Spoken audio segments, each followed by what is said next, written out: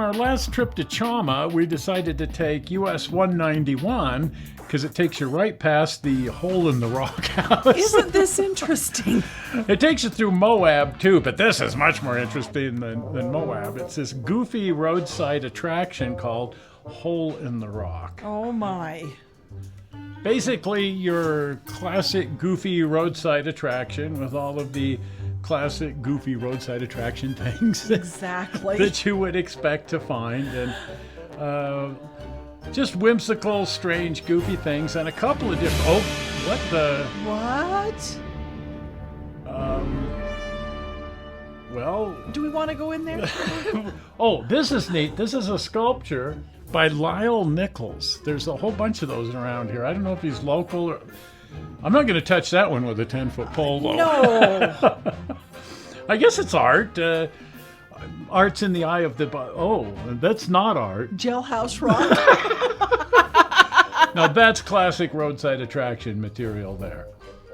As is this 2-story outhouse. Yeah, Steve would have built a thing like this, I think. You got the miners below and the mine boss above. You can take that any way you want it. Yeah, they need a union, I think, Yes. is what they need. Oh, maybe they've got a union, and that's...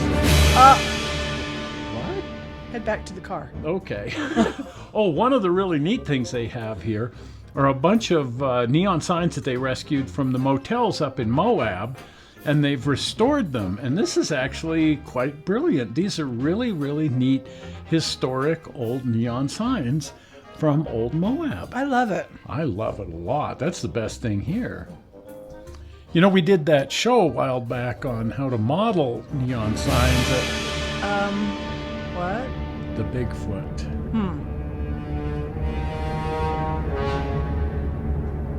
Oh. Oh.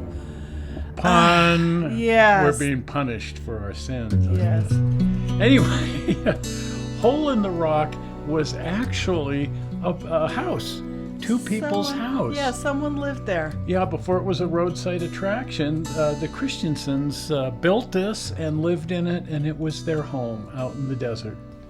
Albert and Gladys Christensen.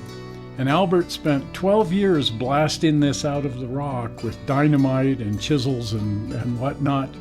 But then he passed away in 1957. Oh, that's sad. And Gladys continued to live here. It was their dream home. It's really interesting, though. Oh, it's really interesting. It's a work of art as far as I'm concerned. Long before it was a roadside attraction, it was this brilliant home out here in the desert. And Albert carved this really neat portrait of Franklin Delano Roosevelt, his favorite president. He also did a self-portrait out by the street, and the highway department came by and said, "That's on our property." So he just dynamited it out of anger. Oh, my. And never fought it, or he just blew his face off the side of the rock, and there's a big hole out there where his face used to be. That's bizarre. No kidding. Well, before he passed, Albert had carved this little nook here for them to be buried in, and so that's what Gladys did. She buried him here, and when she passed away in the 1970s, she was buried right alongside him. And so here they are forever in their home. That's really neat. That's really, really neat. So more than a roadside attraction, it's really a testament to their dream together. Exactly. Yeah. A lot of us have that. Yeah, no kidding. Their beautiful home that they lived in together. Well, we're not sure how you found this movie on the internet. We sure hope you didn't find it boring. And we will see you here on Sunday with the Sunday Driving Around show. We'll see you then. Bye-bye.